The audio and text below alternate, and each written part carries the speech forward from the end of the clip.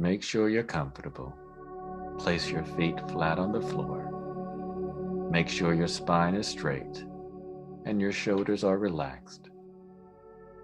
Now place your hands in your lap with your palms facing up.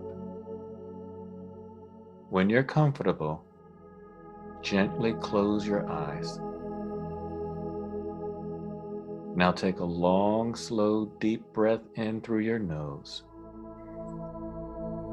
Hold it and let it flow to the crown of your head, to the soles of your feet. Now gently exhale and release this beautiful energy to family, community, and planet. Now let your breathing flow back to its natural flow, its natural rhythm. Consciously feel the physical sensation of the breath of life entering your body. And on the exhale, release it to family, community, planet, and all existence. And if your mind drifts at any time, that's okay. The mind processes between 60 to 80,000 thoughts per day. So just note that your mind has wandered without judgment, and gently bring your attention back to your breathing. Where do you feel the physical sensation of your breathing? Do you feel it in your stomach, chest, throat, nose, or somewhere else on your body? Just feel that physical sensation of that part of the body, and place the fingertips of your right hand on that part of your body where you feel the physical sensation of your breathing rising and falling. Just focus your breathing on this present moment of feeling the breath on that particular part of your body.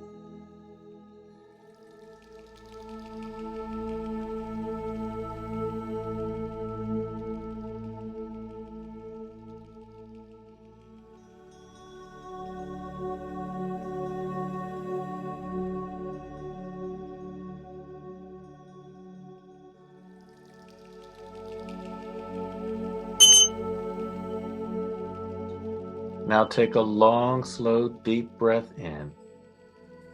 Hold it, and then release it to family, community, planet, and all existence.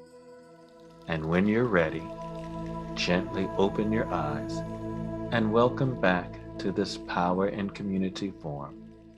You are refreshed and better able to take in more and make more contributions to this important community work. Thank you. Thank you so much. Thank you so much, Sir Jose Bright. We appreciate the fact that we are relaxed and we're in this moment.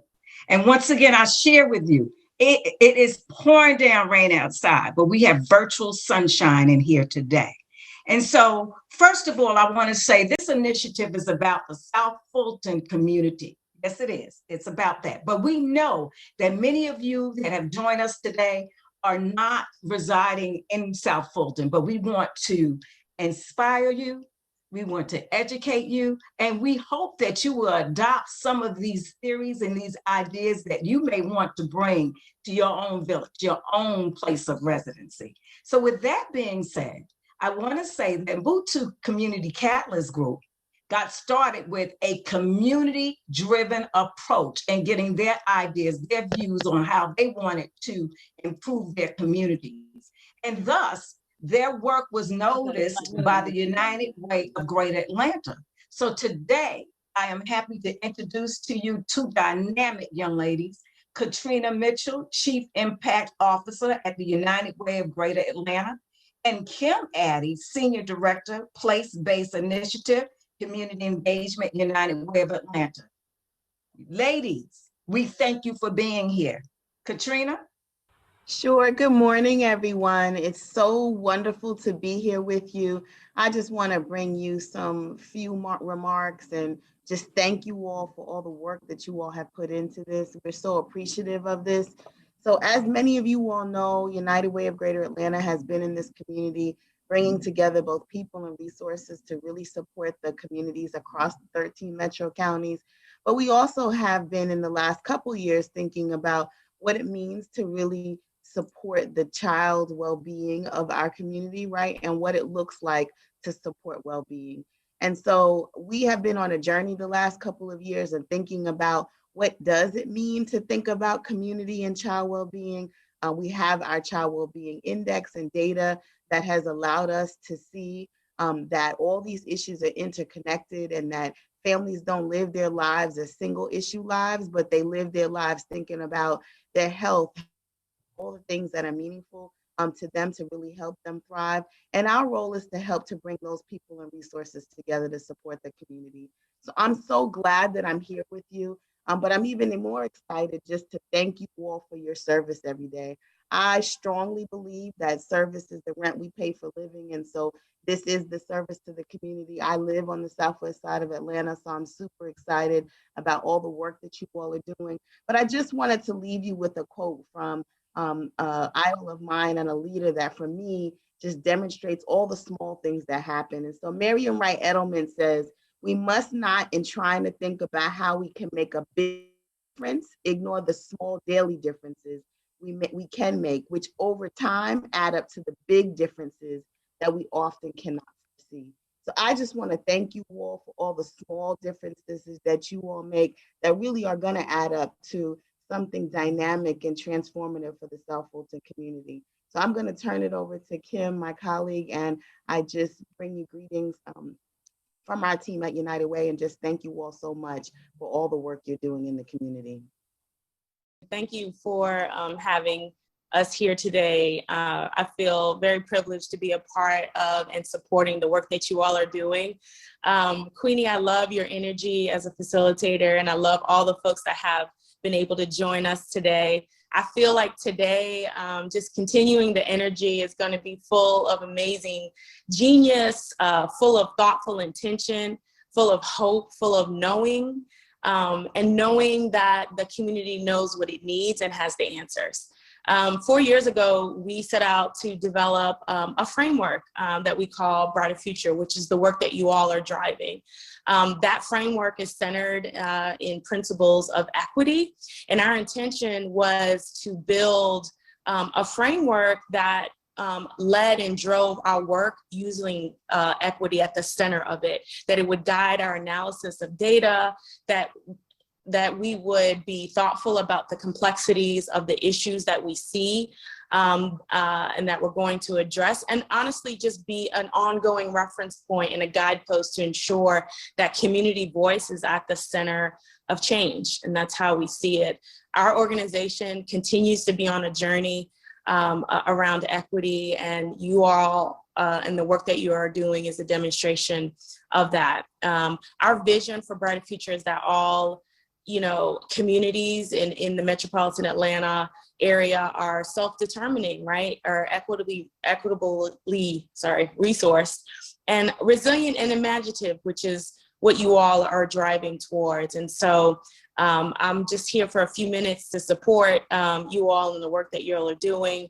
And just so you all know, what has driven and prioritized our work is not just the data, but just understanding how many of the systems that we all navigate, well-designed and intended to harm folks of color in many different ways. We understood that's at the core of why we see a lot of outcomes today. And so our efforts is really to support and continue to walk hand in hand with you all in your efforts to drive equitable change and change conditions in communities. So thank you for having me here today and in support of the work that y'all doing. Katrina and Kim, thank you. Thank you so much. I have had many years of experience in working with the United Way.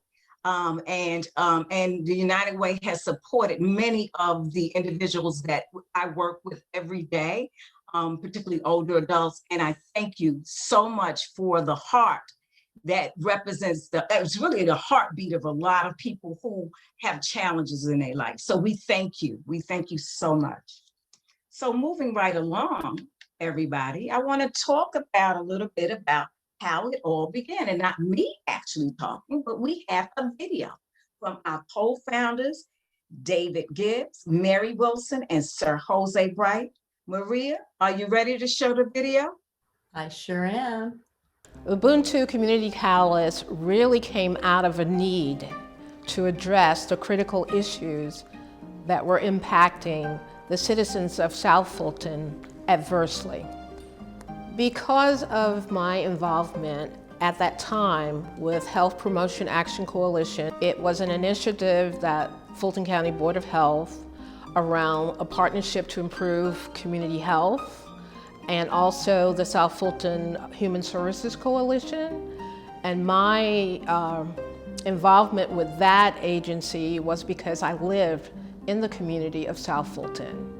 So I knew about the disparities, and coming out of the Health Promotion Action Coalition, we were working to address some of the chronic diseases that impacted folks that live in the South Fulton County community.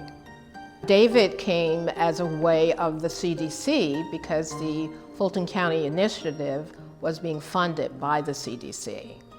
But Jose was someone that I sought after because I had met him through another community cohort.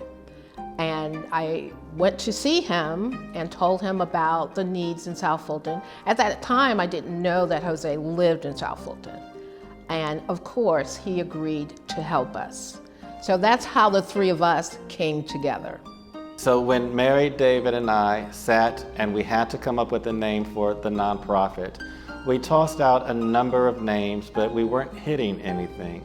But yet we knew that our work was important because we're a bottom-up approach. We're focusing on residents, community. And so it just hit me that the name should be Ubuntu. And so they said, Jose, what's Ubuntu? And I said, it's a philosophy of the Zulu nation in Southern Africa. And it basically means I am because we are. And so that philosophy says, in a collective way of life, you share, you support, you give, you love, you trust, and you build collectively. And so it is the essence of humanity. And they loved the name, and that's how we got Ubuntu Community Catalyst. So far, the South Fulton People-Centered Community Economic Development Initiative, that's a mouthful, has convened 2 community-wide forums. And from those forums, we've created 2 community action teams. Those community action teams are addressing behavioral mental health and housing affordability. We've identified 2 lead agencies, 2 pillars within the community that are strong partners in moving those issues forward. We've also done what we call a resident voice engagement process, where we spent an entire year learning about the lived experiences of residents in those issue areas, developing potential solutions, looking at the drivers of what's creating insecurities and inequities in those areas. Well, a lot of people are asking, why should Ubuntu Community Catalyst be doing this work? Well, as Mary said earlier, we've been doing the work quietly for the last 4 years. And we've held 2 summits, and we now are doing our first one virtually. And all along, it was the residents' voice. Unlike some of the other structures that are serving our community, this is resident-led. And we are the best experts to know what will be in our best interest to improve our quality of life. People can get involved with Ubuntu Community Catalyst by visiting our website, ubuntucommunitycatalyst.org, and also our social media platforms, which are Facebook, Twitter, and Instagram. Thank you, Maria. Thank you so much, David, Mary, and Jose. As you see, Ubuntu is totally about the value of the voices of people. And Kim, I love when you said community voices is the center of change. Thank you so much. Moving right along, I want to tell you all that it is truly a gift to have this person that's about to come to the mic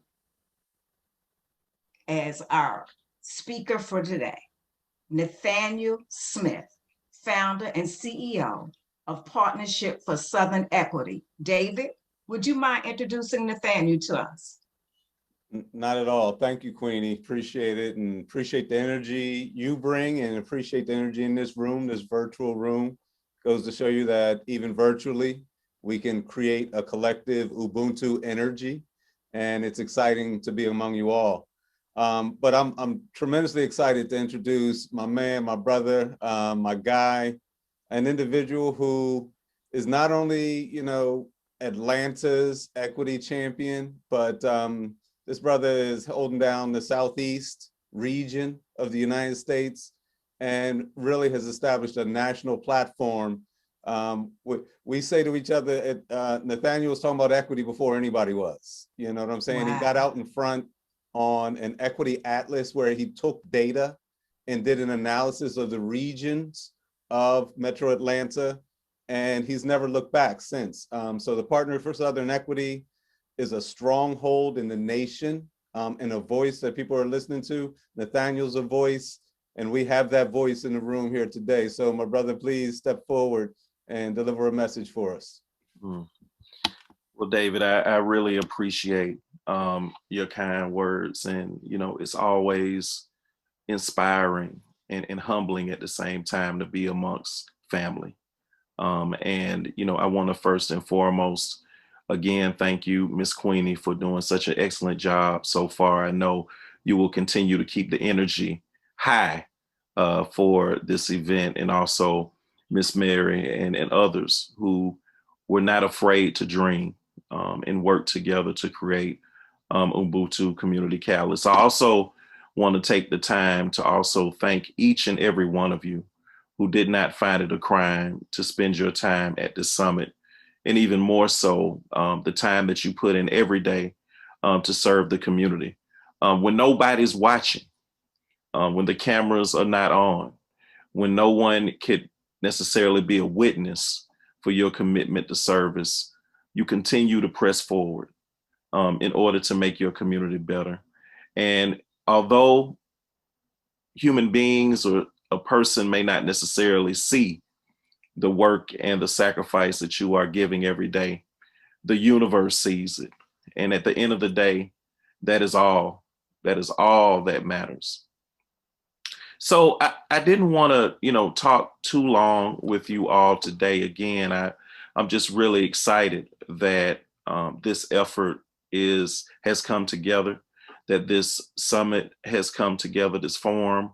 The Partnership of Southern Equity, of course, is honored to have an opportunity to continue to support Ubuntu Community Catalyst. Is this type of work, the work of community, the work of working on the ground and amplifying the voices of the community in order for them to shape their own destiny, is the work that we need in our community. And so, you know, as long as Ubuntu exists and it continues to strive to elevate the voices of community in a way that will influence their communities, the Partnership of Southern Equity will be there to do all we can to support that. So let me jump in and again, hopefully provide some words of not just contemplation and reflection, but also inspiration.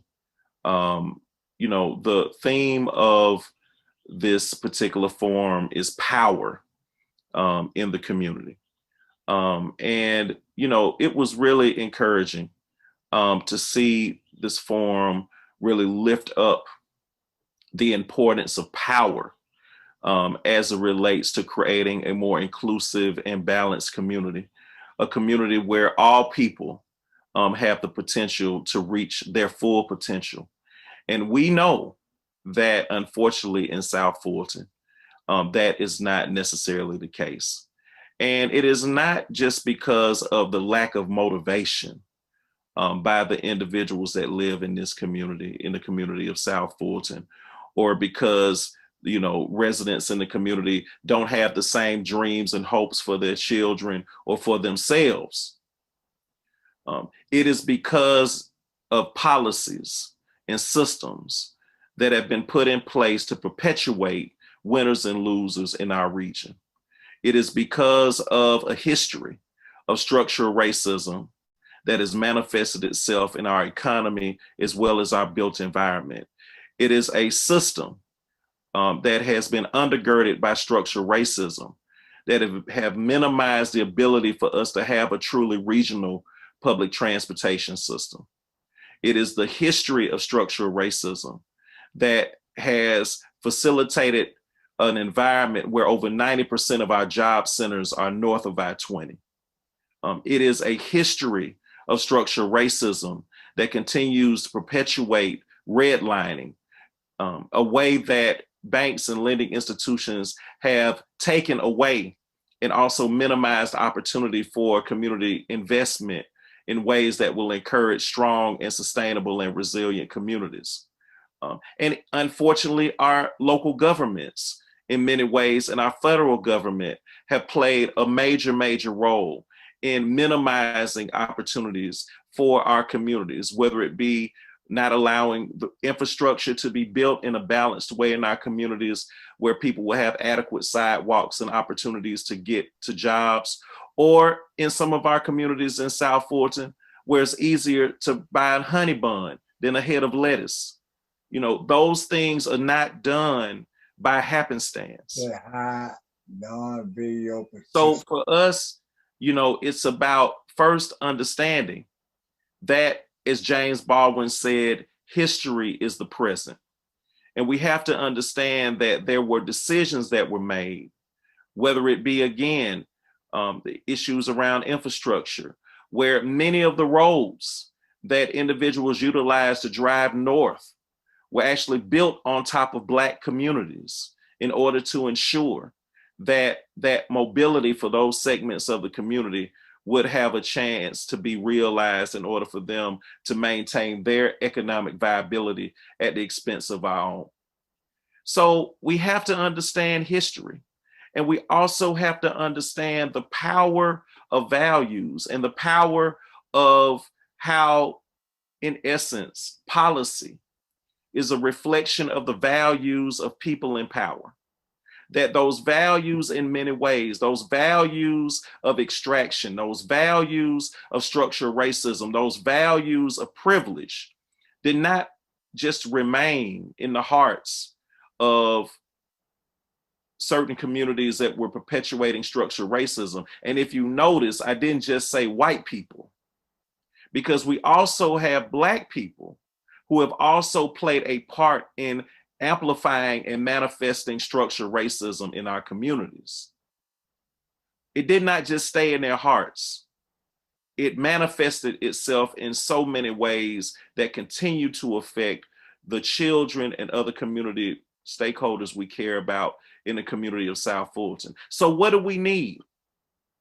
What do we need in order to move towards a new agenda? To move towards what Dr. King called the beloved community. What we need, Ubuntu community catalysts, as well as our friends who are on this call, is what Dr. King called a values revolution. We need a values revolution. We need a revolution that is amplifying your vision, your beliefs, your assertions, that the people in this region who have been considered a liability for so long are actually assets in our region. It is a value system that believes that the people that are closest to the problem are actually closest to the solution. It is a value proposition that believes that if it is not for all, it is not for us. That is the value proposition that we must embrace as a community. And it is not going to be realized by sitting on the couch and asking someone else to do it. It's going to require everybody on this call to come together and be courageous, not only in your aspirations for the community, but your ability and willingness to get in good trouble. It will require an ability and a willingness to stand for people who cannot speak for themselves, for people who may not have the privilege to sit on a conference call or a forum because they have to worry about buying groceries or paying their light bill. Those are the communities that we're working with. Those are the communities that we're fighting for. So we've got to get up. We've got to stop pontificating about what needs to be done in South Fulton. We've got to stop waiting on someone to save us. T'Challa is not coming to South Fulton. Superman is not coming to South Fulton. You are the superheroes that you've been waiting for, but you have to be willing to embrace that destiny, and even more so, embrace the path and destination of equity. That will require not only a commitment to giving of yourself, it will also require you to give up things that you may not necessarily want to give up in order for your community to be viable and even more so be liberated from a history of structural racism and extreme extraction. It's not enough to sit at the table. We always say that our goal is to sit at the table. But if you don't know what you're talking about when you're at the table, then you're doing more damage than good for your community. So you've got to study. You've got to take the time out to understand what is happening in your community. You have to develop and craft new strategies and new ways of moving forward. And even more so, you have to be willing to develop and grow new and big relationships. Relationships that will be leveraged to advance your agenda. It may be with common allies. It may be with uncommon allies. But the key to a values revolution also is the power of big and real authentic relationships. You know, I was asked a couple of months ago, what is the biggest challenge for metropolitan Atlanta? And I will say it is also a challenge in many ways for South Fulton.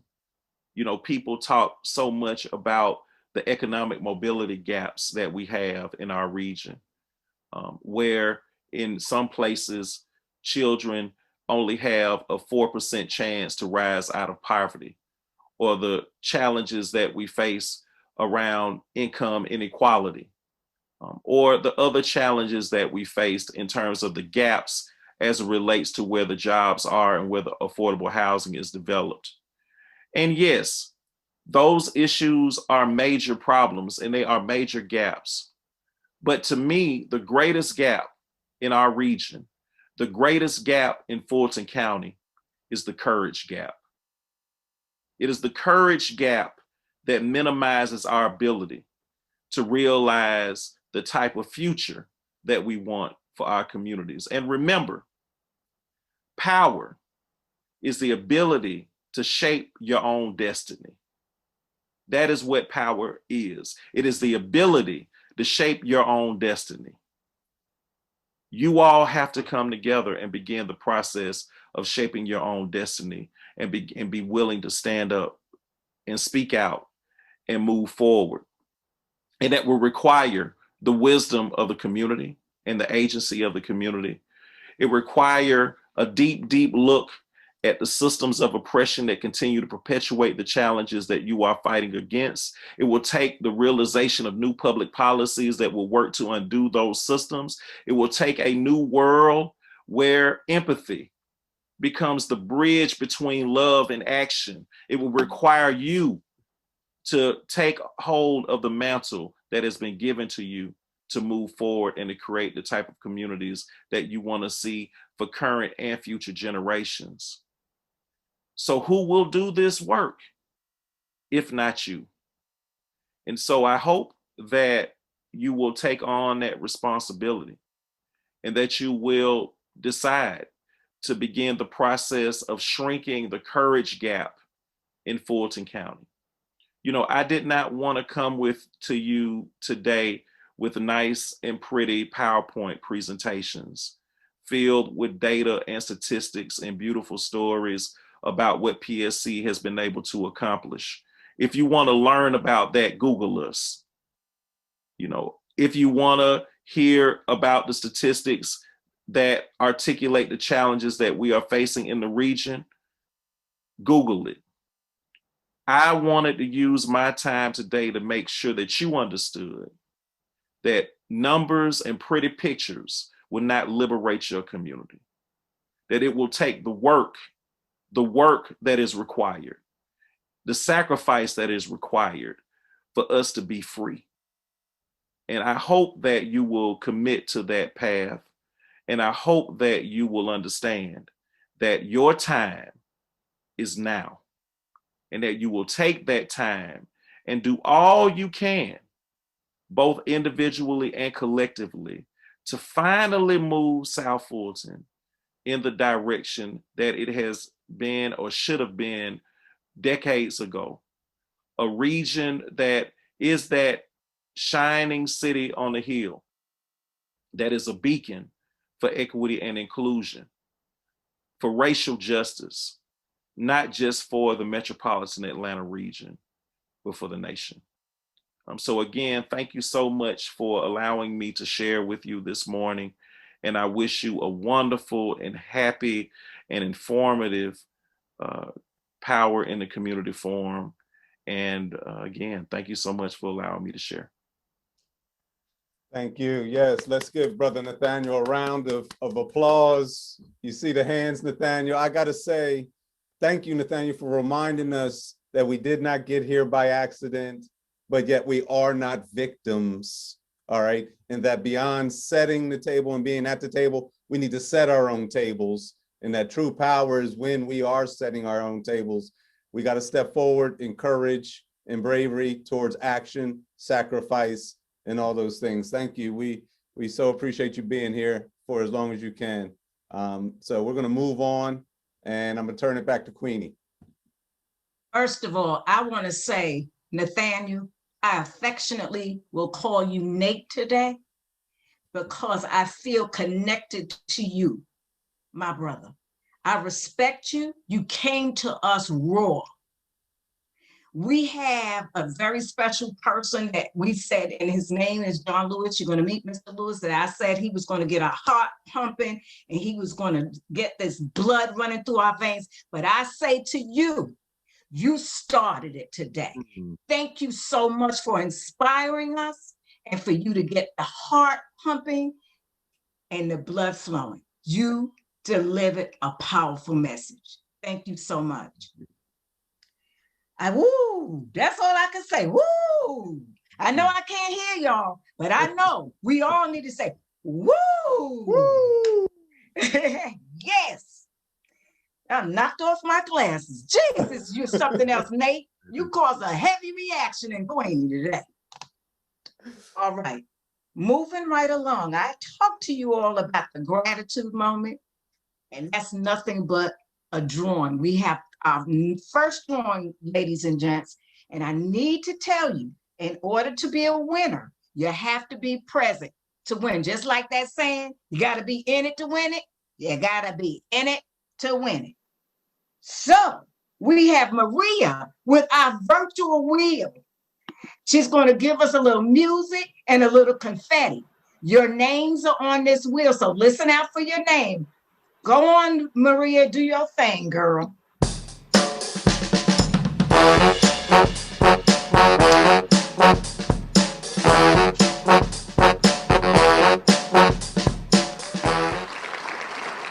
All right. Is Spencer Rachel in the house? Are they with us? Let's see your hand go up. If your hand doesn't go up, we're going to spin it again. I didn't see him check in, so we're going to remove him. We're going to spin it one more time. All right. Thanks, Maria.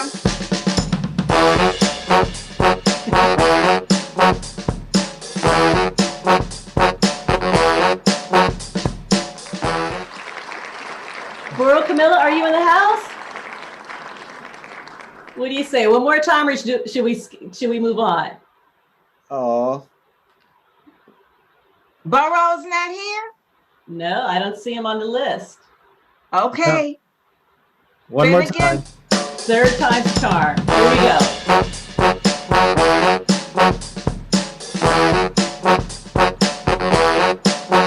Ebony Johnson. Ebony! Did y'all enjoy that funky music, that funky sound? I did. All right now, remember I told you all about the second gentleman that we have today that's going to get that heart pumping and the blood flowing? We have Mr. John Lewis. Mr. Lewis. Hey. How you doing today? Y'all, you want me to get started or are you going to say a little bit more? Oh no, let's get this party started right, John. Okay. It's on you. It's on you. Hey, my name is John Lewis, and I want to welcome everyone today. We're talking about a healthy lifestyle, but today, I need you to have a comfortable, sturdy chair. If you have any water bottles, any weights, bands, you can get whatever you want. Canned goods, get it right now. I'm going to give you 5 seconds, and we're going to get that blood flowing, because I'm going to show you a lot of techniques you can use in the chair, where we're going to get cardio, abs, plus a lot more. But we're going to stand up as well. If you want to stand up, it's okay. But these techniques will show you how to body sculpt and get good technique and cardio at the same time. So let's get started. Before we stretch, but now let's stretch.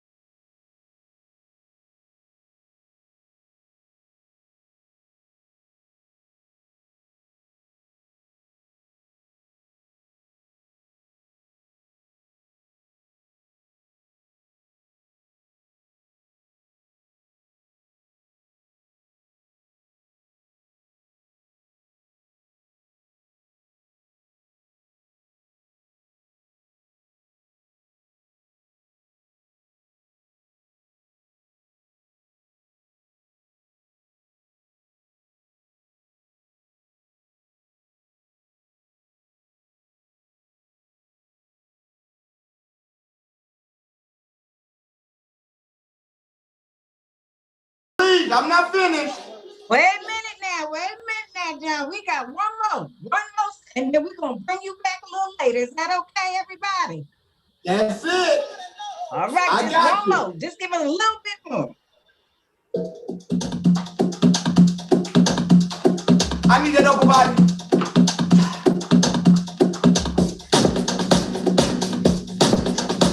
Okay, here we go.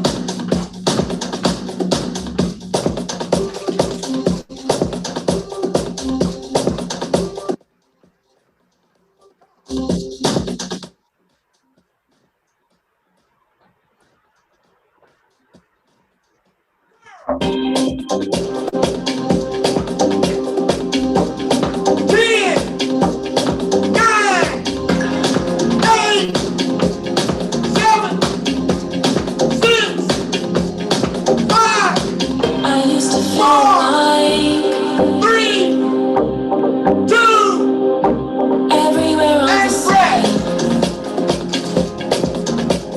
Woo! I enjoyed y'all. I enjoyed it.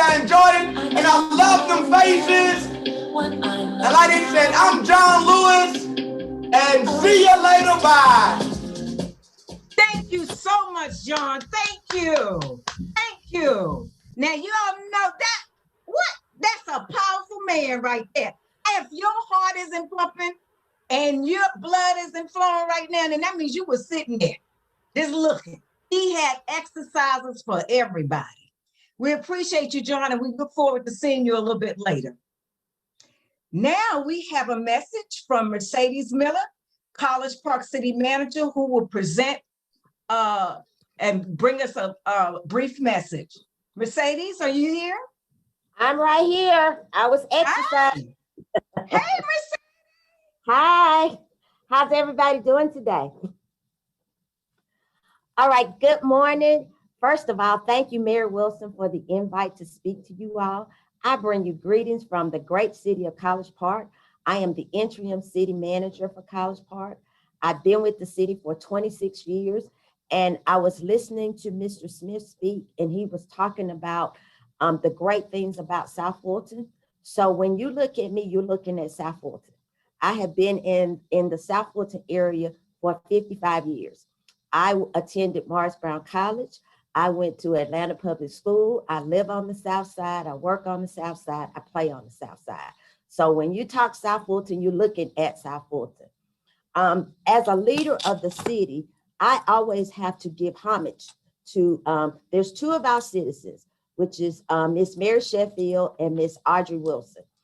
Even as you become a leader in a city, the one thing that you always have to do, you have to keep people behind you that are gonna hold you accountable to being socially conscious. And that's what Mary and Audrey does for me.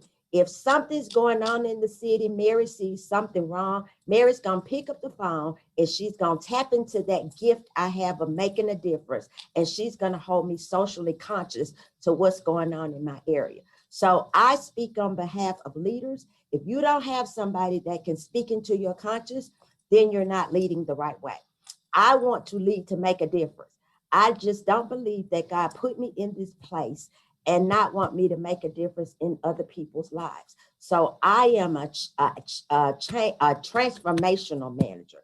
When I leave this spot, I want it to be better than it was before I got here. Because if not, then somebody like me will never get to sit in my chair again. And when I leave this chair, I want somebody else. I want another sister. I want a minority. I want somebody that looks like me to sit in this chair. But if I don't do a good job, then that won't happen. So if there's any leaders, if there are any politicians, I employ you to get someone that keeps you socially conscious, because it keeps you in a spirit of servitude. Thank you all very much for the opportunity. I just wanted to give you greetings from College Park. Thank you. Cheers, Mercedes. Thank you so much. If there are any other elected officials in the house, we want you to all wave your hands so we can acknowledge that you're here. We're going to move on with our program, okay? Thank you so much. Thank you. You're welcome. Thank you all. I'm going to stick around. I've been enjoying myself. Great, great, great. We're glad to hear that. Next on our program, we have something that I call our journey thus far. And Miss Mary Wilson is going to talk about the timeline. Mary? All right. And good morning, everyone. It is such an honor to be in your presence this morning.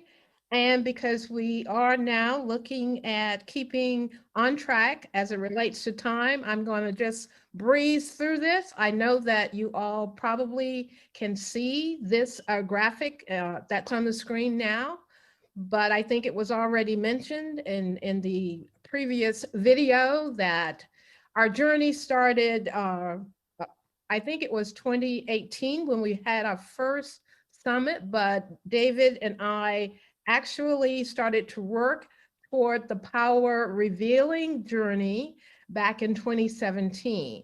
So the Spring of 28 was our first summit. Between 2018 and 2019, We conducted some landscape analysis, listening to referrals and seeking out people that we were told that we needed to talk to. So as a result of that, during the summit 2019, we rolled out with 4 community action teams. As you probably see on the chart, we formalized our partnerships with the Zion Hills CDC and Odyssey Family Counseling Center. We created the new project, which is the South Fulton People-Centered Community Economic Development Initiative, and also kicked off the community action teams, which is behavior, mental health, and housing affordability. Last year, because of COVID, we took some time to really understand and look at the drivers of the issues as it relates to behavior, mental health, and housing affordability. We conducted surveys, online surveys. Our residents participated in those surveys from last year until 2021, early 2021. And of course, we are here now to share some of the feedback and the results of those community assessments. We also launched our very own vertical community platform, which is Power in Community, what you are enjoying today. And you will hear more a little later in the program about For South Fulton. You will also hear about some of the power that we will be revealing today. We're talking about communications power. We're talking about proxy power. We're also talking about how individuals, especially the residents of South Fulton, will be able to control their own data. So stay tuned and stick with us. There's more to come. Thank you, Queenie. Thank you, Mary. Thank you so much. Moving right along, this part of the program is one that's very near and dear to my heart.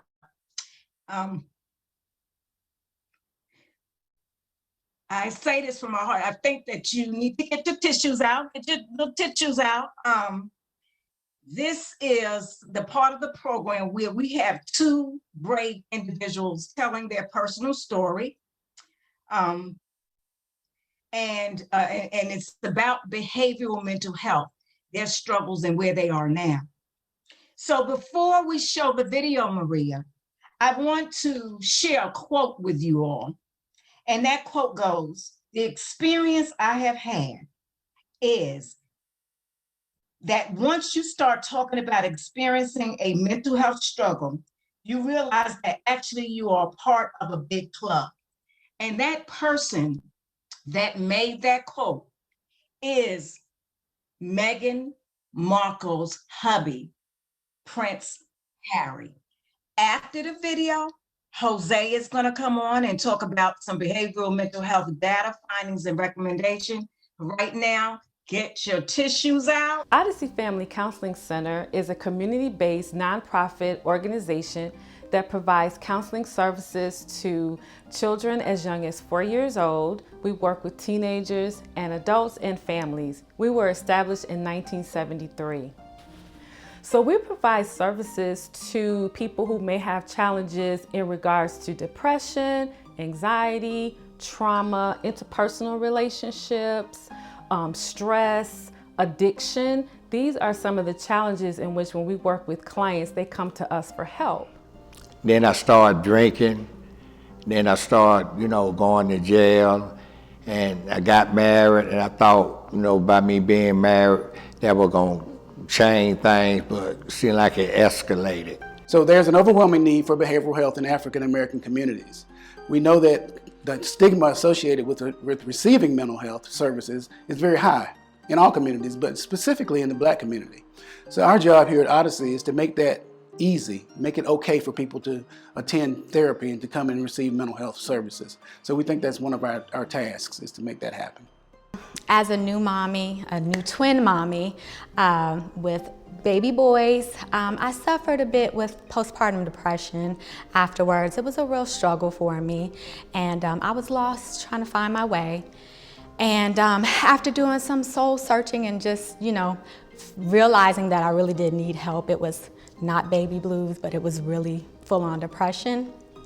I just went ahead and sought out, after going to a few community events that were available, I saw Odyssey there. They told me that, they helped people like, in my position and just, made it affordable for our community. So as the community outreach coordinator, I represent Odyssey in the community, telling people about our services and also develop community partnerships. I'm a licensed clinical social worker and provide therapy services to adults, and I also do couples counseling. I started going to mental health, and they told me I was bipolar, and I said, bipolar, what's that? It's a chemical imbalance in my brain, and so the more I drink, the worse I got. And I had gotten so violent to the point that my wife, she divorced me and left me, and that just really put me in a world spin, and things had gotten so bad, so I was homeless. And so, it took me a while before I actually even went there or called, but when I did, they found, they did a whole assessment for me. We met with the clinician and really kind of discussed some of the things that I was looking to accomplish. After getting the therapy, so much better. So, I don't want to cry, but so much better.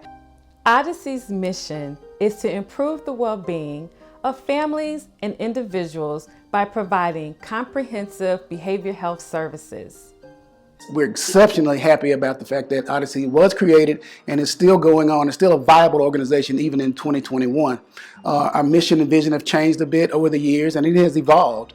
But now we are where we are, and we're excited to be in this space. And I can tell any senior citizen, if you got any kind of problem, it doesn't matter what it is, whether you got on-timers, any drinking alcohol, you causing trouble at home, you can't get along with anyone, then that's a sign that you need some help. So you can deny it all you want to, but if you're causing problems in your home with any loved ones to that nature, then I advise you to get some help. It really, really, really helped me. And having that and to be able to afford it, it is so critical and so important. And I am so grateful for having that. So I urge anyone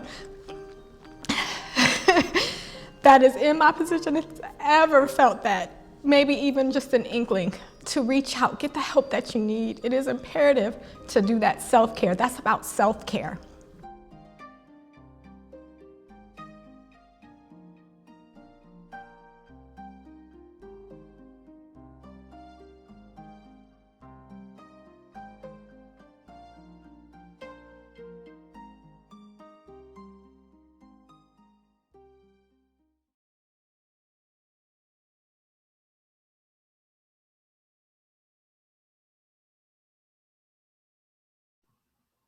Thank you, Odyssey. Thank you, Tanya. Thank you, Mr. Prayer. Very powerful, very powerful. And what I'd like to do now is just to share some of the data that we collected to highlight behavioral mental health. We did a survey where we got 100 people who were residents of the targeted zip codes 30315, 30337, 30344, and 30354. We also had support from Emory where they did a study of non-residents who contributed input to this information you're about to see. 88% were African American and 69% were females. We had several 16-year-olds and we had one 91-year-old participate in the survey. When we looked at our young people, our teenagers, the environment was a huge problem of contributing to the kinds of behavioral mental health challenges they're facing. Peer pressure was one of the largest areas where they found challenges. Bullying, depression, lack of emotional support and abuse, gang involvement, exposure to violence, anger management, and suicidal thoughts. The respondents also talked about the types of issues our adults are facing with respect to behavioral mental health: depression, stress, substance abuse, anxiety. As Mr. Prayer talked about, bipolar was large, a number of schizophrenia cases, and PTSD in our adults. When we look at our seniors, depression was a huge challenge, as well as stress, Alzheimer's, dementia, anxiety, bipolar again, schizophrenia, substance abuse, and loneliness. So when we looked at what are the contributors to these behavioral and mental health issues, in addition to the environment, it was chronic poverty, chronic stress, crime, financial issues, not feeling safe, systemic racism, as Nate spoke about earlier, trauma, violence. Also looking at the childhood memories, substance abuse, unhealthy relationships, the housing situations, and the lack of acceptance. And then when we looked at what are available resources to our residents, as we've seen in the video, Odyssey Family Counseling Center is leading that effort, along with Oak Hill, Kaiser Bridge Program, Fulton County Health Center, a number of pastors and priests from the churches serving our community. And then there are some private counselors and private therapists. We're grateful that the resources are available, but there are challenges. People are having challenges accessing these resources. The very top one is around stigma. People don't want to be called crazy or labeled unstable. There's the issue of health insurance, or I don't have enough income to pay for that kind of thing. And even if I do, I don't have transportation to go for the sessions. And even if you are able, you're not sure how to access the information, how to navigate, to get the kind of help that Tanya and Mr. Prayer talked about. And so when we look at the providers serving our community, the number of residents in our community versus the number of providers, they're very limited. We've also found out that unemployment and gentrification are also contributing to why people are not having access. And so from the data, the Behavioral Mental Health Community Action Team are looking at 3 areas, and you're going to hear more from Marquez in a bit, but we're looking at how do we reduce that stigma to behavioral mental health, and how do we build our community's capabilities so that they can communicate with one another and access the resources through the support of one another.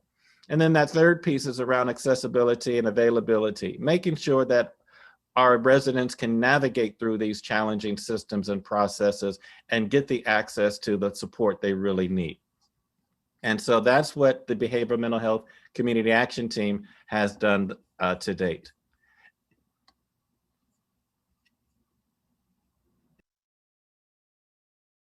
Thank you, Jose. Thank you so much. I don't know how many of you pulled out your tissue just like I did. I was really moved, first of all, to be able to admit that you have a behavioral health issue in our community is huge. So for Tanya, my precious Tanya with the inner and outer light that I so adore, and my Mr. James Perry, that's my sugars, y'all, that's my sugars. I have seen him up close and personal. You've come a long way, and I love you, James. So next, we want to talk about housing affordability. So according to the federal government, housing is affordable if it costs no more than 30% of the monthly household income for rent and utilities. Some pluses of affordable housing is that it reduces stress and it improves both physical and mental health. So next we have another video of 2 brave individuals that's going to share their personal stories. And then after that, we have David that's going to give us some data, findings, and recommendations. Maria, you can start the video. Zion Hill Community Development Corporation is a faith-based nonprofit located in East Point, Georgia. Zion Hill Baptist Church started the organization in 2002. We are focused on providing emergency services to those in need in the community, which is encompassed of rent, utility, mortgage assistance, food and gas cards. We provide insurance to low-income families. We've also done housing, a variety of programs. What we've noticed over the last few years is there is a need for affordable housing. And so the agency has started to focus our energy and efforts on building affordable housing in the community. There are 8 municipalities in South Fulton that we are essentially responsible for, that we serve. The way that Fulton County is structured, the city of Atlanta sits kind of in the middle of Fulton County. Most of the agencies are seated in Atlanta. We are in South Fulton, and so we focus on South Fulton in those 8 municipalities. So the communities are ours, and we're passionate about servicing them and taking care of them. And we do that by way of the emergency services, but we're also looking long-term in terms of building affordable housing so that we can make sure our community is thriving. It's still hard on me because I'm by myself. Housing is hard because I don't really have a lot of money in the bank or good credit or references. I live off Social Security. I have to pay my rent from my check. So where I live now, it's like with a private owner, and the rent is basically my whole check. So I have to get my sister and stuff to help me, and Zion has helped me, and I just really appreciate them helping me the way that they have. What I'm wondering if what is happening is whatever happens before gentrification. And I say that because you hear about a lot of developers coming in. You hear about a lot of plans to build other communities that are not necessarily affordable housing. And then I'm wondering, with the need being what it already is, what is going to happen to those who now live in income-based housing like myself, and then those who live in those places where they are living paycheck to paycheck already. What drives our team is the passion and the desire to see our community do well. What we've identified over the last few years is that rent, utility services, prevention services, emergency services for homeless individuals is really what our community needs to be able to thrive. And so what we have done collectively as a team is identify those issues and figure out a way to best serve the community. We really need a voice. I appreciate Zion Hill for that, to try to let the community know that we are here and we need help. We need help from investors. We need help from the business community, the industry. We need help from educators and from our elected officials. And we are a community that is willing to take an active role. So whatever we've got to do, roll up our sleeves and pitch in to do our part of the work we're ready to do. Zion Hill's partnership with Ubuntu is a couple of years old now. And I will say this, we are always excited to partner with agencies that are like-minded and are willing to go the extra mile to see that the collective need is addressed in the community. And Ubuntu has been that partner for us. They are phenomenal. They come to the table with resources, great ideas, and a passion that meets ours.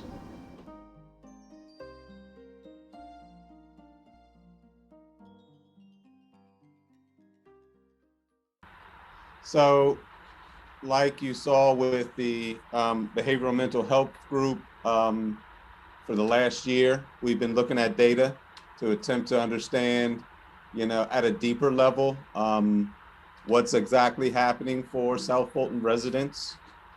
And so we pulled data. We had about 174 total surveys. 83 of them were in the zip codes that Jose mentioned earlier, 30315, 3744, and 54. Of our surveys, 81% were females, and 14%, no, excuse me, 16% was other. Males, 16% males, 1% other. Race was 94% Black, African American, 5% white. Black Hispanic was 2.6%, white Hispanic 2.6%, and then 0 Asian in this particular round of surveys. Our youngest age was 20-year-old. Our oldest was 71. Our average age was 42. And then the residency, the number of years that individuals lived in South Fulton, 34, almost 35% had lived in South Fulton for less than 3 years. 65% had lived in South Fulton for more than 3 years. Now, I must say that 100% of the respondents to our survey were individuals who had applied to Zion Hill for housing assistance.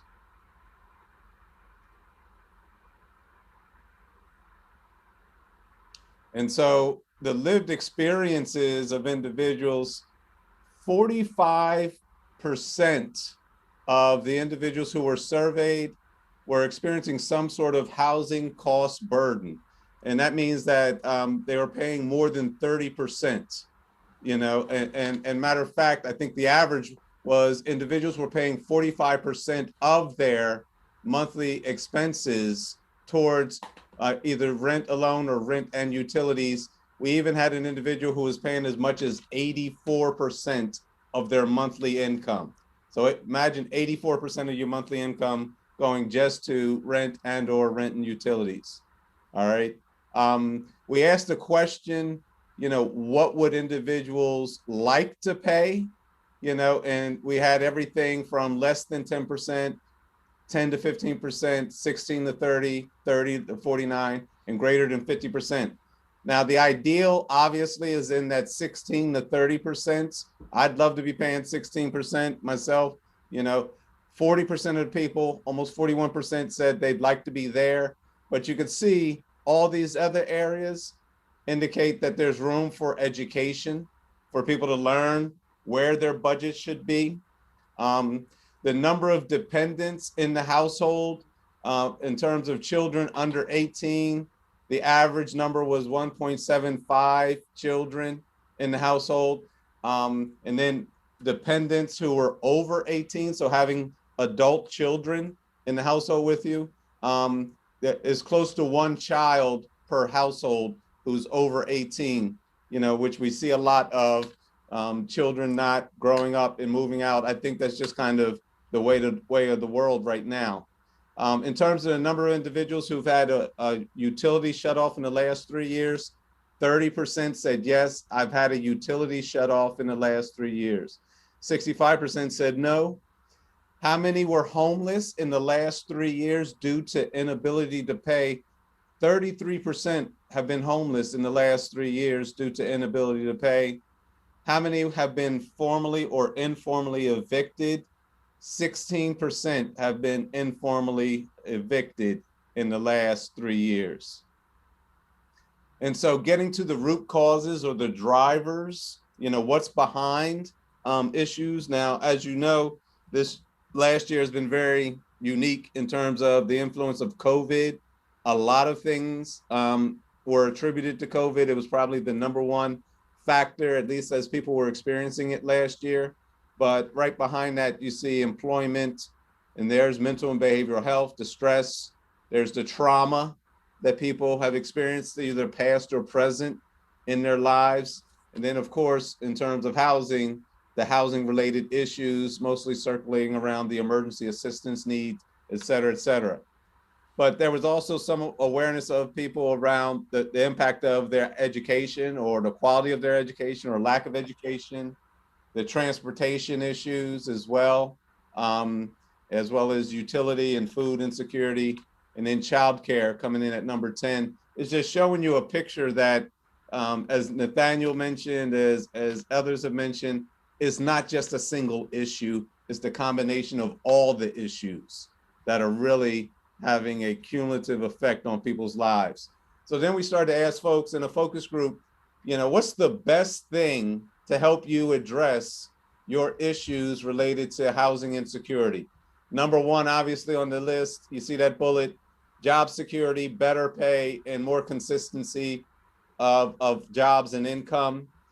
Number two on that list, you see childcare, and during COVID, getting children back to school. Individuals find it difficult or impossible to be able to work when your child's not in school.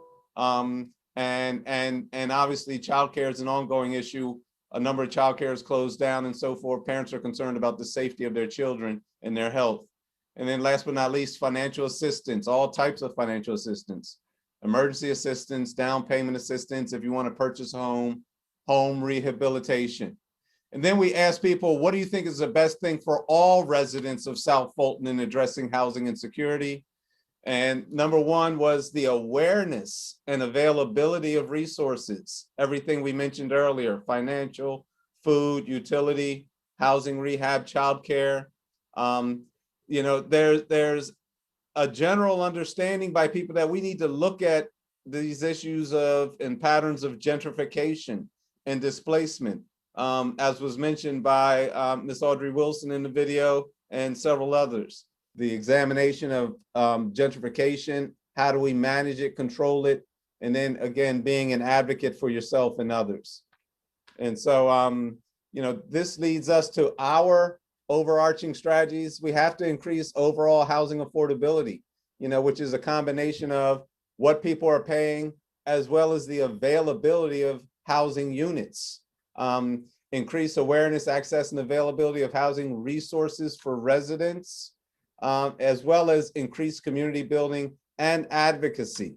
You know, if we're not setting tables where we're preparing to advocate for ourselves, you know, we're not coalescing the power that we have available to us. And so you'll hear more about this and these three strategies from Marquez Frazier with our RBA process.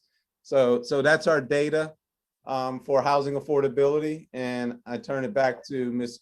Queenie. Thank you so much, David. Wonderful job. I want to say thank you to Felicia and Audrey.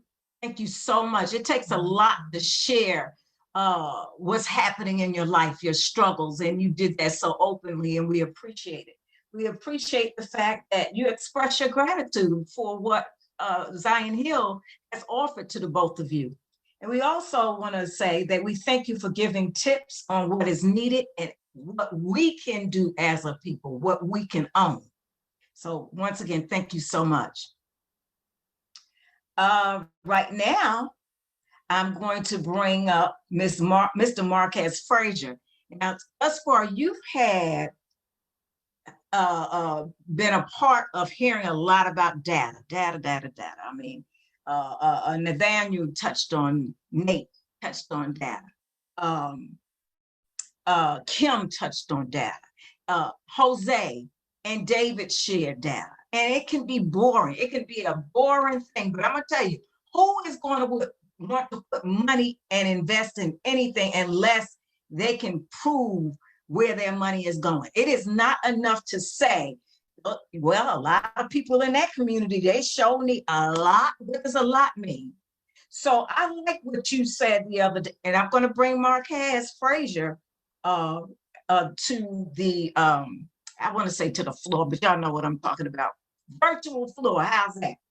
I like what you said, Marquez, because you said the importance of data is to make your story transparent. With that being said, I introduce you to a very brilliant young man, Mr. Frazier, I like to call him. Mr. Frazier, you ready? I am. Good morning, everyone. Good morning. Happy to be here. It's been such a delightful experience for several reasons, but every time I join the group, it feels like family.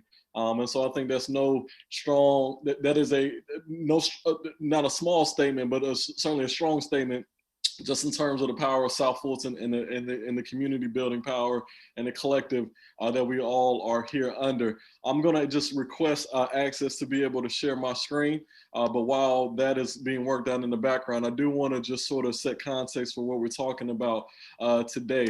And so as Jose alluded to in the previous video, this is a legacy. And so you all have been doing tremendous work in South Fulton for a very, very long time, upwards of 3 to 4 years now.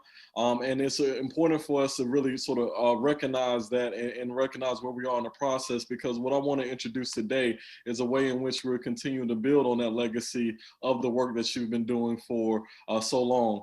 David and Jose just referenced the surveying, the focus groups, the level of community engagement that made what I'm about to present possible.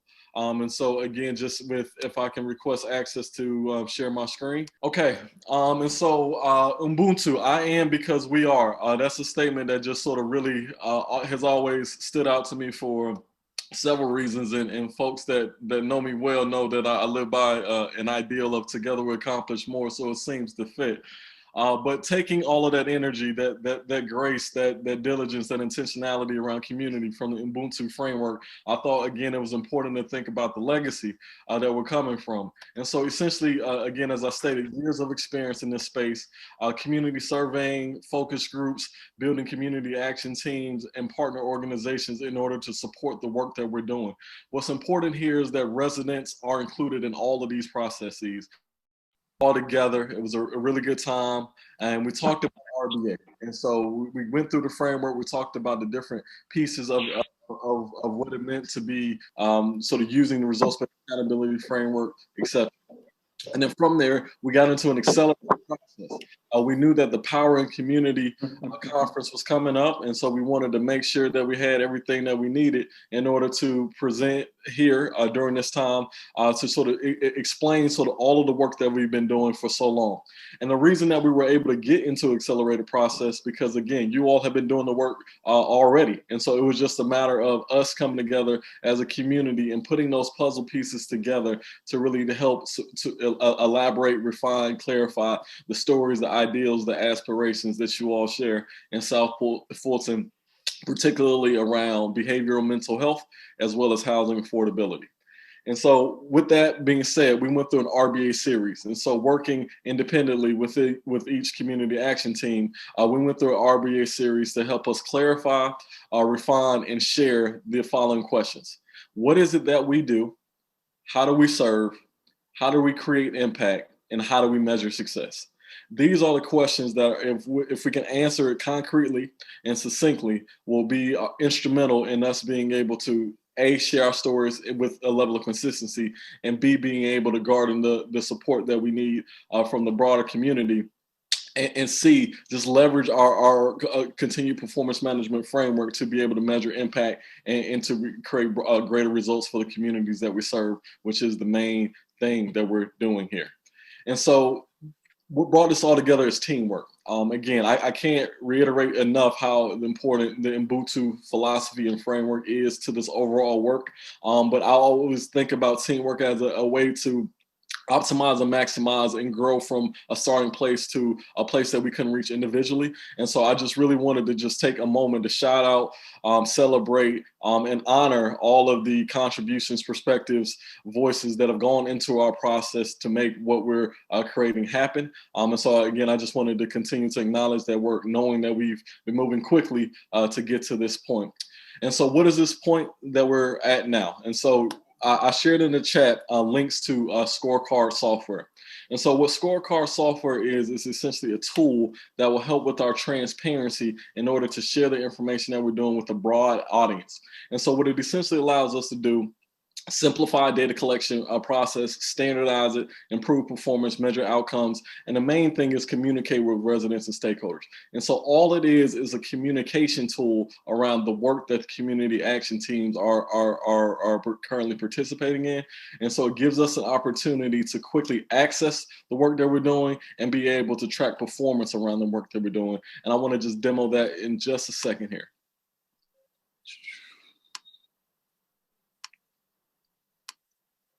All right, and so this is an example of the scorecards, and I've also shared links in the chat, and so if you wanted to follow along, you can.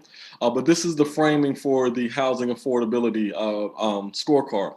And so we've identified a result. South Fulton is a thriving, affordable, inclusive, and welcoming community for all residents. There may be an opportunity for us to make that spark joy even further. And so we will continue to think about how we may get to that point in terms of the result. And our result is essentially our North Star. And so what is it that all of our efforts, what is it that the Power and Community Conference is all adding up to? It's adding up to this result. And so how do we begin to measure that? We think about the number of affordable housing units available, and affordable as defined by people paying 30% or less of their income on housing. We also look at the percentage of population with the health insurance. And we also look at access to public transportation as some things that we're looking at across South Fulton. From there, as David alluded to, there's also impact areas that we're focusing on. And so there's three that we have identified: housing, resident services, and community building. And by definition, we're looking at housing in terms of all South Fulton residents having access to affordable housing. In terms of resident services, making sure that if you live in the community, you have the necessary resources, amenities, et cetera, to improve your quality of life. And community building is essentially what we're doing now, ways in which we can come together in a very inclusive and welcoming environment. Thank you, Queenie, for setting the stage for us all to participate and give to this collective goal of improving South Fulton. And so what's key here is that we always want to measure how we're doing in each of these areas. And so what we've developed are a set of performance measures here on the screen. I'm not going to go through and read all of those. Again, you have access to them. But I just wanted to sort of lightly touch what we're doing here currently, and also share a little bit about our behavioral and mental health scorecard as well. And so similarly, we've gone through a process where, again, we really gotten crystal clear around what we're doing, particularly in our impact areas around education, around behavior and mental health. And so what is it that we want to do? We want to reduce the stigma attached to mental health. We want to continue to build community. Again, just opportunities to come together in spaces like this, and also make sure that our behavioral mental health resources are available and accessible. And so what do we mean when we say those? Available meaning that they're in the community, accessible meaning that folks in the community can pay for them, whether that be insurance or if they're uninsured. And so we want to connect residents to affordable mental health services. And similarly, we have a set of performance measures that helps us to be able to manage how we're doing in sort of key areas in order to reduce the stigma, in order to build community, and also to make the resources that are available within South Fulton available as well as accessible. And so one of the ideas, just thinking about strategy and thinking about where we're headed with this, is to build a resource map of behavioral mental health services out in South Fulton. That way we can quickly identify the assets and be able to tell our story around where we're headed. And so speaking of where we're headed, I wanted to just provide a snapshot of another scorecard that I have worked with another client of mine out in San Antonio, Texas, to build out, to let you all know essentially where we're headed. And so this is what we would call a fully populated scorecard, which has the indicators, the measures, as well as the data. And once we click on the link here, it gives us the opportunity to see our data trend over a period of time. This is going to be so critical for the work that we're doing going forward, because it will give us an opportunity to quickly answer the question, how are we doing? And so how are we doing in terms of building affordable housing? How are we doing in terms of the number of people enrolled in our mental health programs, so on and so forth. And so it gives us sort of a quick snapshot of what we're doing. But what it also does is it gives us space to provide qualitative analysis of the data. And so it's not enough to just give us a trend line and give us the data points. We also have to marry that with the qualitative information, and that gives us an opportunity to tell us what are those factors influencing this trend line, who are the partners, what may work, and what are the solutions and strategies that are involved in the process. And so this is essentially where we're headed with our work. And I just wanted to quickly share that and actually just pause for a second to see if there are any thoughts or questions. Yes, I want to ask you a question. Marquez, because we're running out of a little time, but I want you to just tell people in a few words, why is this information important to them? Mm-hmm. Why is it important for us to have this and understand this roadmap philosophy?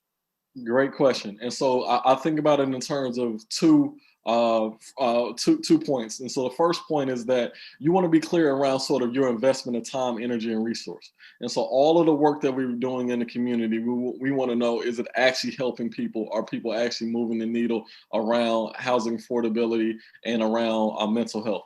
The second piece is that you want to be able to tell this story to a broader community of stakeholders to be able to garner the resources that you need to move forward, whether that's financial resources, human resources, et cetera, in order to move these objectives forward. And so those are the two main things that I want to say that makes this important. Okay, great. So I know do you have anything else that you'd like to share with us today or that stands out? Yes, a great question. The only thing that I want to say is that please join us in our community action teams. I know we're going into breakout sessions now. I'm going to charge and invite sort of Jose and David just to remind folks of when our next community action team meetings will be held, and invite people out to participate in those. Thank you so much. Brilliant, Mr. Frazier. Thank you so much. We're going to move on with this program because we are running a little late right now. Maria we got some more gift cards and potentially juice and scented oils that giveaway. Those are part of the giveaway. So Maria, you're going to do this virtual wheel turn for us and confetti and music. Here we go.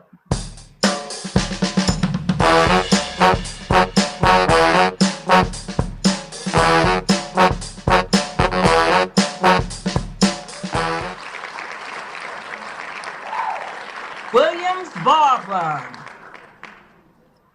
Show your hand, Williams Barbara. Or Barbara Williams. Unmute yourself and let us know if you're here, Barbara. Unmute yourself and let us know. Okay, so run it again. Run it again. Gotta be in it to win it. Gotta be here.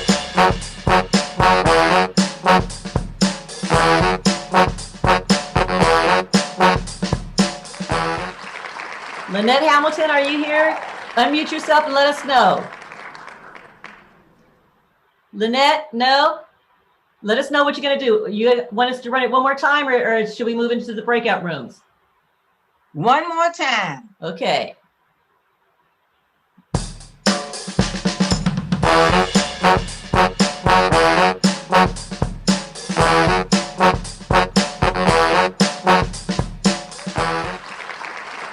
I think I saw Addie Kim on here. Yeah, Addie's here. Addie's here. Oh, Kim Addie is here. All right, we're going to move right along with this. We are going to, because in the interest of time, we are going to go into the part of our program where we're going to break out into rooms. It's nothing that you need to do. Once you registered, you were asked what type of room you wanted to go into, meaning whether it be related to behavioral health or housing affordability. And so Maria and Clifton Barnes have done a fabulous job in getting you all set up in these rooms and putting you in these rooms. And this is the opportunity where we're going to pick your brains and we're going to brainstorm on some of the things that are related to behavioral mental health, as well as housing affordability. The categories that we're utilizing for behavioral mental health is education, where we're going to be talking about combating stigma, and that's going to be led by Pam Braxton. The next session, the next group will be community building, Tanya Phillips, and then we'll have availability and accessibility, and that will be led by Charles Relaford. That's the behavioral health, mental health. And in the housing affordability, we have, once again, 3 different sessions of affordability, once again, units. We're going to talk about resident services and supportive type of services, and that'll be led by Kate Little. And then we have, lastly, building community, and that will be led by Audrey Wilson.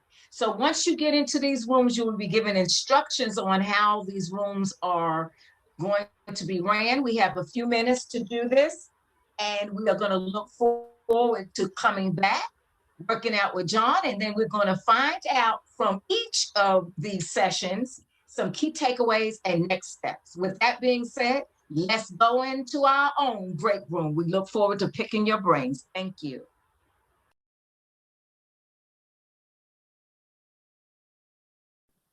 We're all back. Everybody's back together? Welcome back, everyone. How did you, and I hope I should say that you have enjoyed sharing your thoughts and your opinions, and know that in the interest of time, we may not have been able to finish your conversations, but that's a good reason why you will probably need to join one of the community platforms so that we can continue these type of conversations. Thank you, Maria, for that. That joining of information. I really appreciate that. Let's go to the part of the program where we can have the debriefing of the groups. So we made all the individuals that volunteered to be note takers be ready to report out on key takeaways and next steps.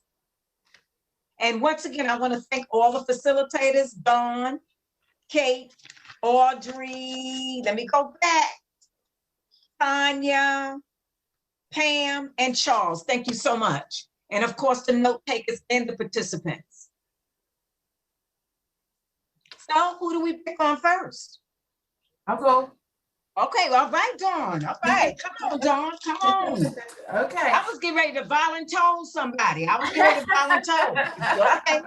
All right, Dawn, thank you. So we were talking of, thank you. We had a great group. Thank you, ladies. Well, we had one gentleman, I think, or maybe two, they came in and came out and we're going back and forth. So, but we were talking about affordable housing, obviously in South Fulton and units and the inventory and the need in the community and that sort of thing. And so I will say this. We have been working on affordable housing for many, many years now, and it's very interesting when you think you're the subject matter expert on something, and then you start talking to some folks and you think, I never thought of that. And so it was very educational for me, very informative. And so some of the key takeaways, and we did have a note taker, so we'll submit the notes to you guys. But we were talking about one, the education in the community around what is affordable housing, and then there's a disconnect in the community, and that as soon as you say affordable housing, people automatically think impoverished or poverty or housing projects or along those lines, and really needing to make sure that there's a community-wide educational campaign around what affordable housing is. And the reality is, no matter what your income level is, you can be an executive at Coke, you can be a millionaire or living on Social Security. Everybody needs to live in affordable housing, period, full stop. 30% of your income needs to go towards housing and your housing costs, and that's it. And so dispelling that myth around the term affordable housing is somehow equating to being in impoverished communities. We also discussed around building quality of homes and the lack of quality in the buildings in South Fulton and what we're seeing being erected in the community. And that's a pressing matter and an ongoing issue. Another issue is that we've got investors that are coming into the community who do not live in the community. Some don't even live in the States, and how they're driving up the cost of or the inflated values of homes. And so they're pricing people out. So essentially kind of a gentrification around home ownership. A lot of times when we're talking about affordable housing in our sphere, we're talking about multifamily houses, so we're talking about apartment complexes and that sort of thing. We were kind of drilling down a little bit more on individual homes, and as homeowners, we're kind of belly aching about some stuff. And so it's an interesting perspective, but it really kind of runs the gamut from affordable multiple families all the way down to single family homes. And so needing to make sure that we've got quality building, investors who understand the community fabric and are willing to honor that, respect that, and make sure that they're building housing that remains affordable and remains in the community is important. We talked about also some kind of action items is making sure that part of the community action team we need to kind of broaden who we've got at the table. And so needing to make sure that we've got folks that are representing the courts because they can speak to around the evictions and the foreclosures and all that's plaguing our community, making sure that we've got realtors that are at the table who can speak to some of the trends that we're seeing around gentrification. We want to have some builders at the table. We want to have some people that are representing the city so we can talk about city policies and creating bonds. And I mean, we were all over the place. We've got a whole bunch of information. And I will tell you, as the executive director of the lead agency for housing affordability, I took copious notes. And so this is definitely something that we're going to incorporate moving forward. So thank you for Dawn, all of the knowledge. I appreciate it. Thank you so much, Dawn.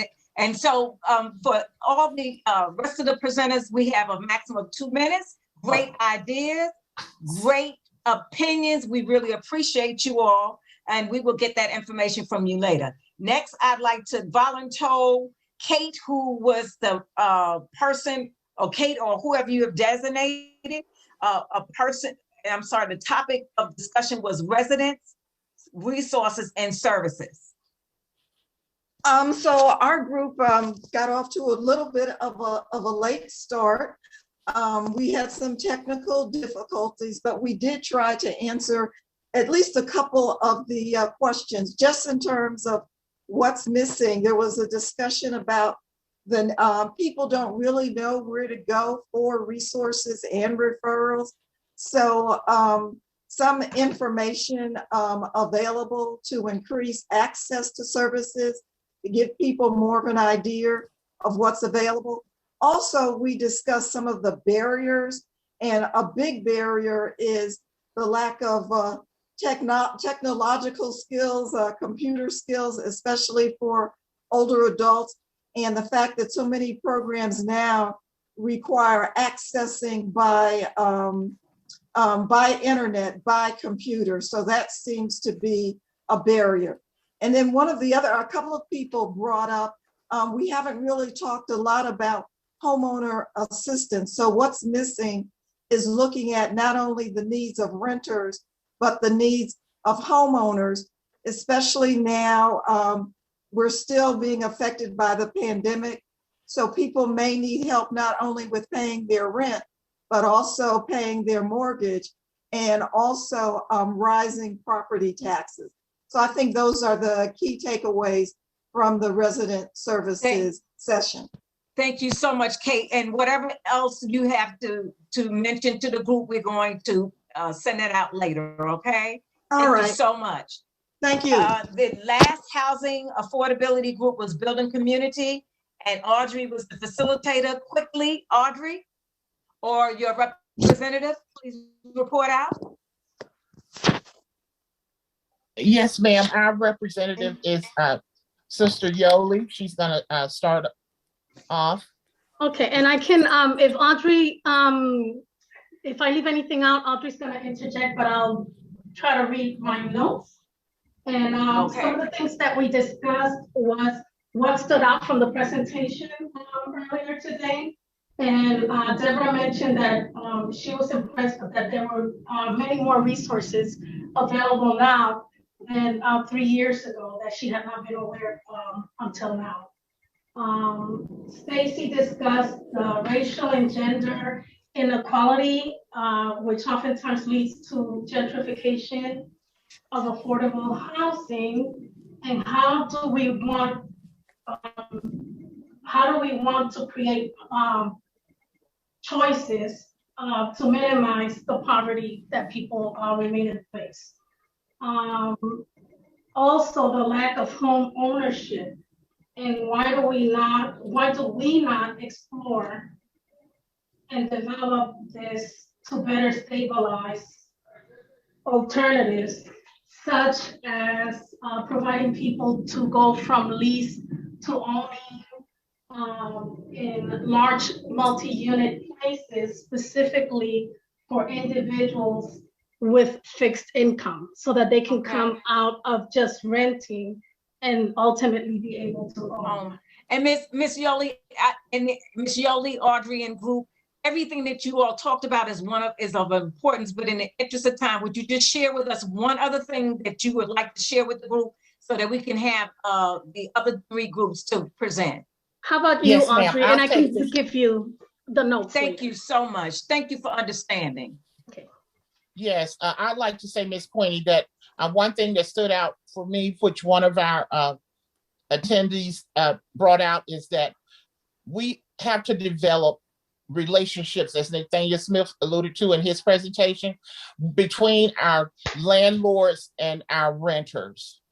We've got to develop a relationship, because that can be the stimulus to create motivation for participation in the civic things of the community, and to increase that sense of ownership through the lease to buy or rent to buy programs.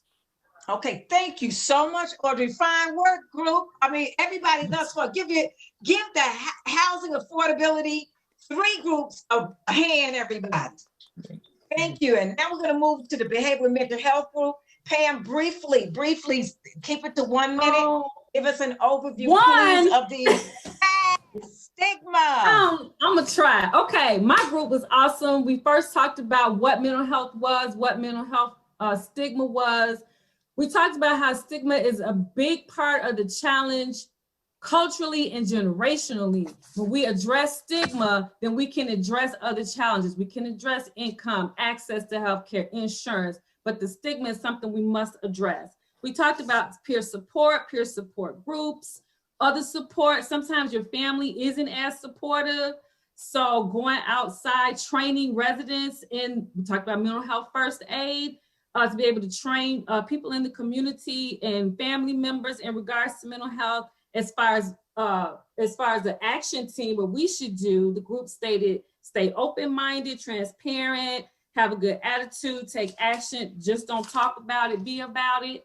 And the last thing, the takeaways was education about stigma through public service announcements, addressing mental health and stigma, educating the community in regards to mental health and how it affects physical health, first aid mental health for communities and families, and peer-led support groups. Bam. All right, thank you. You did it in a minute and a half, but I still love you. Okay, next we're gonna bring on Tanya. Tanya's group talked about community building. Tanya, 1 minute, Sugar Plum, Miss Sunshine. Juliana's gonna do the key takeaways for us real quick, and then C's gonna share her screen. So, and the group was awesome. They gave some amazing response. Okay, we got 1 minute.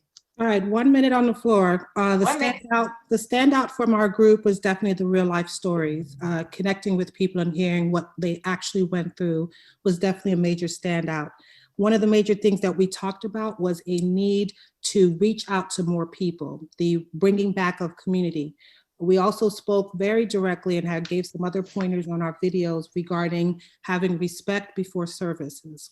Reaching out to people when it involves mental health requires an approach that starts with respect before you offer services, as a way of us building the trust back, because we know as a community we're all traumatized.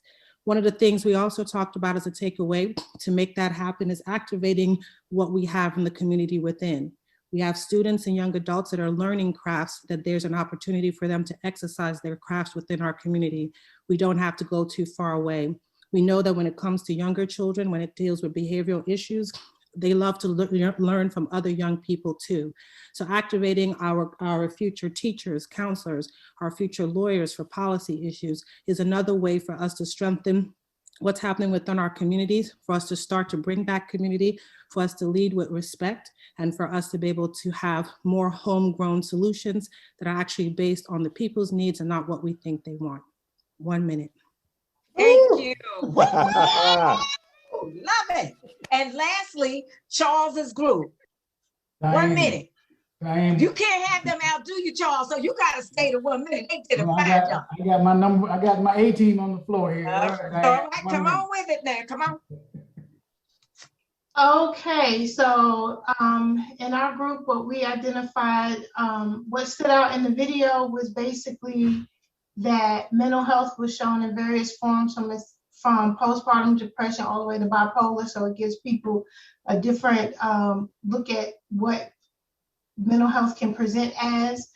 We talked about that there's a lack of funding missing and a lack of education within the community on mental health stigma and how we need to remove that. One of the big things is having culturally sensitive agencies that identify themselves as such. So when people are seeking treatment, they know that the therapist or the agency looks like them or is reflective of them. One of the action items that we discussed is the continued discussion and engagement of the community to identify different barriers and develop solutions, and to network and coordinate with agencies that provide a service that is different from what you do, so that we can really develop this holistic, integrated approach to treating the whole person. All right, thank you. Fine job empowering everybody. Hats off to you. Moving right along, because we have about 7 minutes left to this program. And so we had talked earlier about the name of the group actually is South Fulton People-Centered Economic Development Initiative. And I think David mentioned it was a mouthful, right, David? That's what you said, and I agree. So up on the screen now, Clifton is going to help us with a poll, and we need you all to be involved in helping us to rename this group. So we're going to take 1 minute. Clifton, everybody, we're going to need you to select one of the 3 names, and the one name that gets the most votes is what our new name is going to be. So if you believe that the name should be Live Well South Fulton, click on that. If you believe South Fulton Forward should be the name, click on that. If you believe Healthy South Fulton should be it, click on that. We have another 40 seconds in order for you to put in your thoughts. Vote with your finger.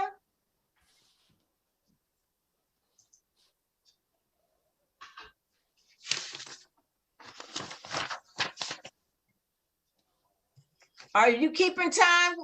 Are you keeping time, Maria? Yes, you tell us. We can end it as soon as you tell me to. We have 90% of the people have voted. Okay, 10, 9, 8, 7, 6, 5, 4, 3, 2, 1. End it and drum roll. What is the new name? Drum roll.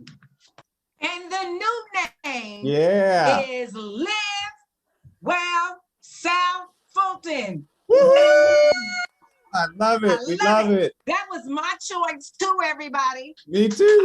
It's okay. It's all good. Thank you for that, everyone. Thank you. We are almost to the end of our program.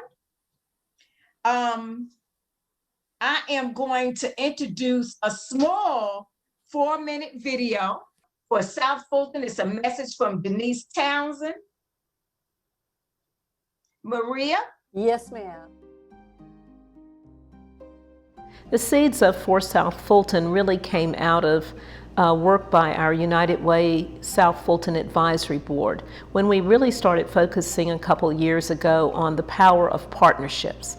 And we recognize that there's so much good work, so many organizations, so many individuals in South Fulton doing good work to address the needs of the community, but we recognize that the work was fragmented. People were pretty much working in silos and didn't have great opportunities and sustained opportunities to connect, collaborate, and really to have greater impact. And so we had an opportunity connecting with our partner via consulting group to adopt and implement the community as a service model, which gave us a framework for collaboration, but also using the Intrepid platform to be able to provide support and tools that would promote collaboration. Well, it's important when we think about For South Fulton to remember it in 2 parts. First, For South Fulton is a community. It's where residents, individuals, organizations come together and connect in order to be able to have greater impact for the community. But then that work is supported by technology, which is a virtual digital platform that provides the tool and the space to be able to share information, to connect in real time, to be able to track what's going on, to be able to access resources that otherwise may not be apparent. And also, ultimately, lets the public also access and connect resources that all those individuals and organizations that are providing. You know, when you're using or implementing something new that people aren't familiar with, it's often useful to use metaphors or references to the familiar. And the way I like to think about For South Fulton is something of a cross between Facebook and Teams, but with an added twist.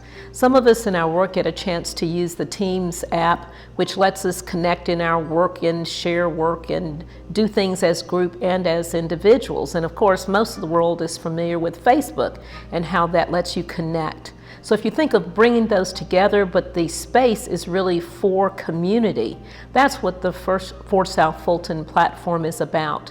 And it provides the tools It does the tracking and lets everyone be empowered to do and promote their own work, but also to maximize the collective work as well.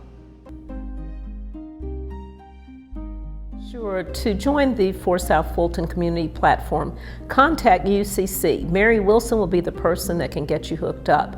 To participate, it's important to keep in mind that we're really focused on priority areas in the community. So far, we have a group focused on food security.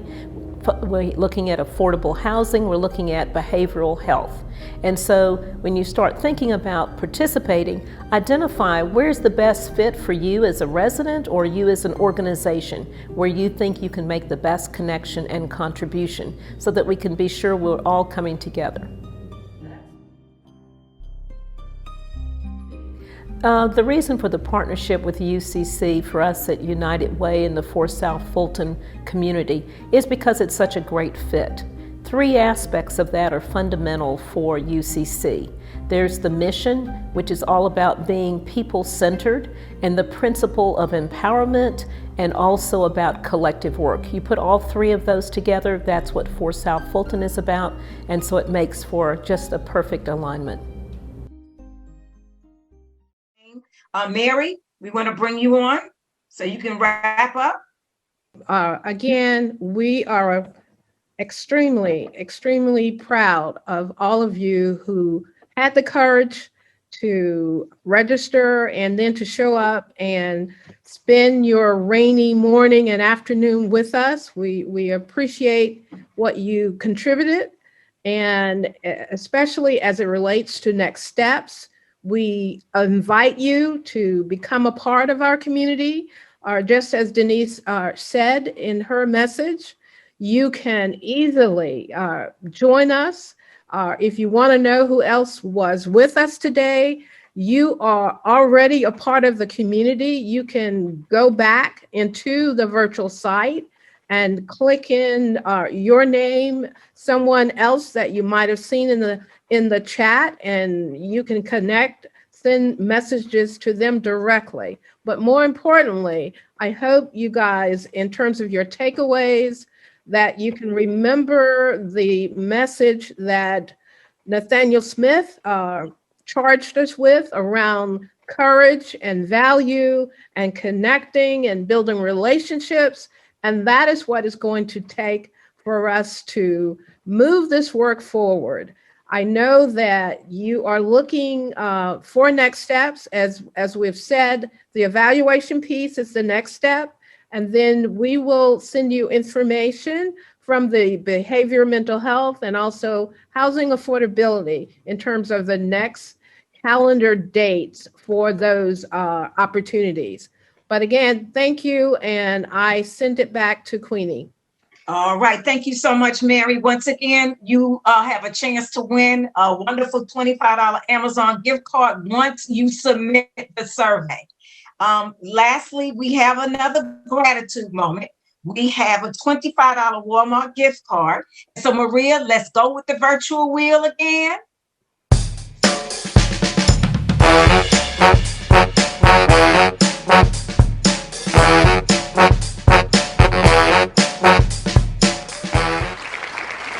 Is Miss Doris Pereira here?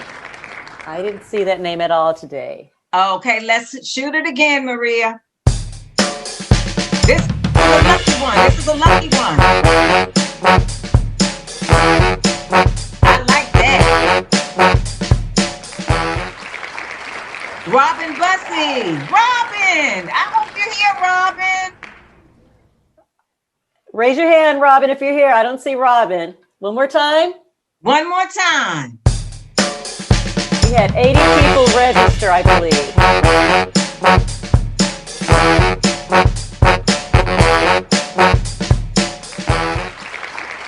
Maya Taylor. All right, we'll figure out how to get our gift cards squared away. All right, now, this concludes our program. And I am, first of all, I want to, can we unmute everybody? Yes. Okay, I want everybody to be unmuted at this point. And all I want you to do is to repeat after me. Y'all ready? Yes. First of all, thank you for coming. Thank you for being a part of this forum. We value each and every one of you. And all I want to say is this. I want you to repeat behind what I am about to say. I have a voice. I have a voice. I have a voice.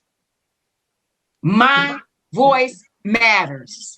My voice matters. Remember that.